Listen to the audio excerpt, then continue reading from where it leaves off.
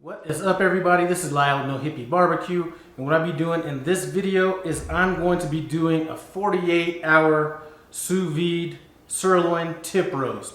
Now, I got this inspiration from another YouTube channel by the name of Fire and Water Cooking, and they're primarily, almost exclusively, a sous vide cooking YouTube channel. So if you're looking to dabble into sous vide, run by that channel and take a look at them. I'm going to go ahead and leave a link to that channel in the iCard above and description below.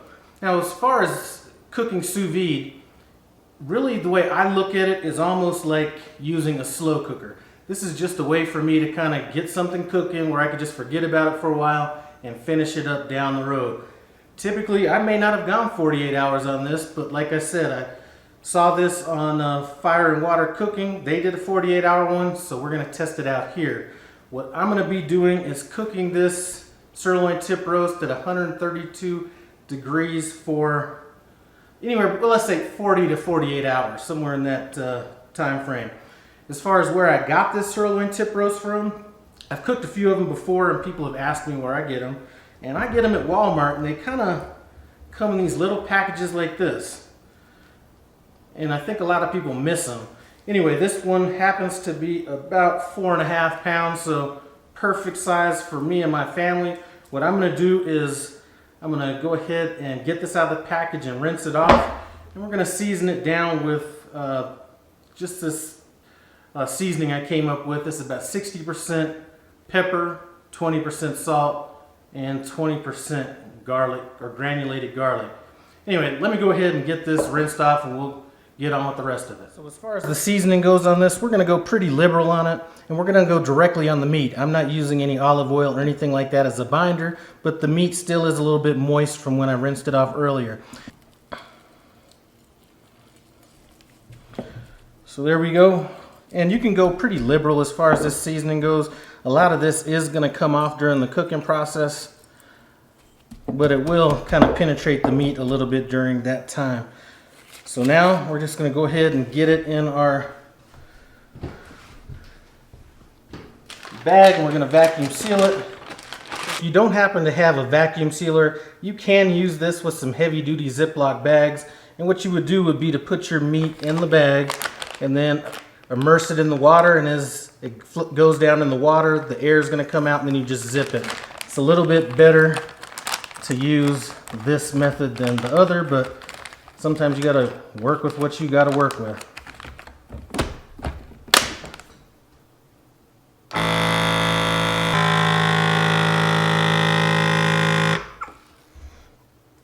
So that is a wrap. That is fully sealed up. I'm going to go ahead and let that sit for a minute before I pull it out of this vacuum sealer. Then we're going to get over here to our pot and our immersion circulator.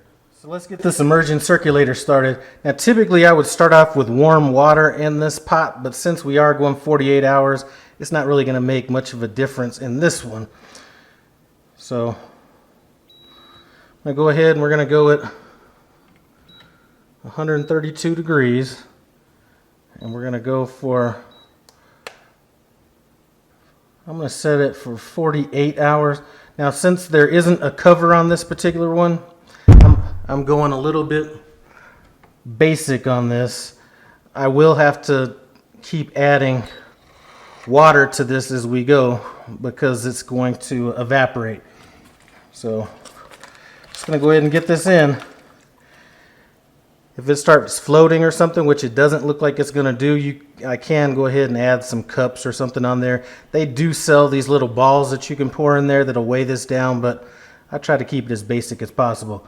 See ya in 48 hours. So we are about 10 minutes away from this going 48 hours, getting cooked using the sous vide technique, which is by far the longest I have ever done this before.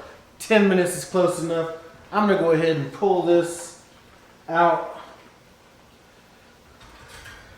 And I'm going to cut open the bag. And there's a lot of liquid in here, and I'm not sure if I'm going to use this for a gravy or what I'm going to do. I'm going to go ahead and drain this out.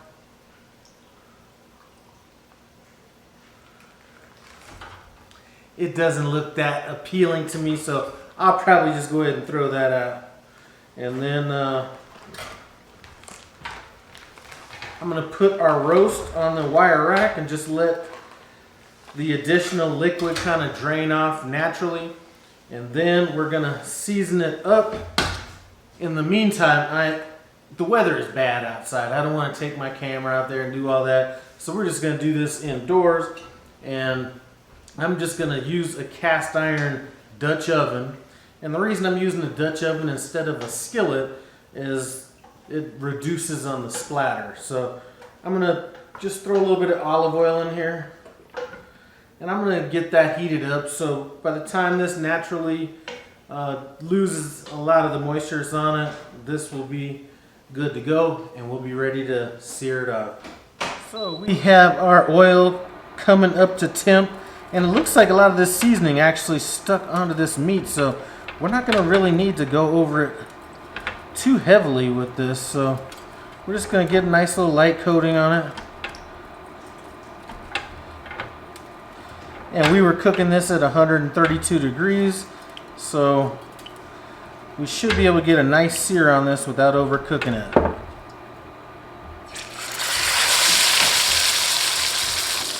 All right, let's get the edge.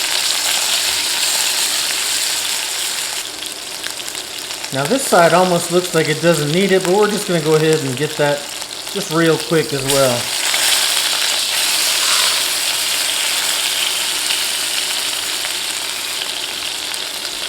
So that right there is a wrap. This should be cooked perfectly. I'm going to go ahead and take this out. And I'm going to set it on a wire rack just for a few minutes, and then we'll just go ahead and cut into it. I'm excited to see how this turns out. Like I mentioned earlier, this is the longest that I have ever cooked anything using the sous vide technique. So let's get in and see what we're looking like. Now I'm going to be cutting this probably about a little under 1/4 inch thick, just because I want it to be a little bit flexible if I want to have it for sandwiches later or something like that. So not too thick, not too thin, and we got a nice pink color coming out in this. I'm good to go with that. So that is a 48-hour sous vide right there. I'm going to finish cutting this up and then we'll take a bite. So that 48-hour marathon sous vide is over. Let's get into this and see if it was worth all 48 of those hours.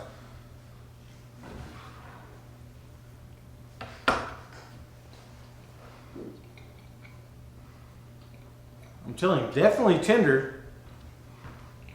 Now that being said, I'm not sure all 48 of those hours would have been necessary. I think I might have been able to get by with, 30, 36 hours and came up with the same technique. But the beauty of this method is that it's kind of like a crock pot. Just kind of set it and forget it. You almost forget about it. Now in mine, I don't have a lid on it, so I did have to add water a few times. But you know what? I love it, but it doesn't matter if my dogs don't. So let's see what my dog's got to say. Come here, Frankie. Come here.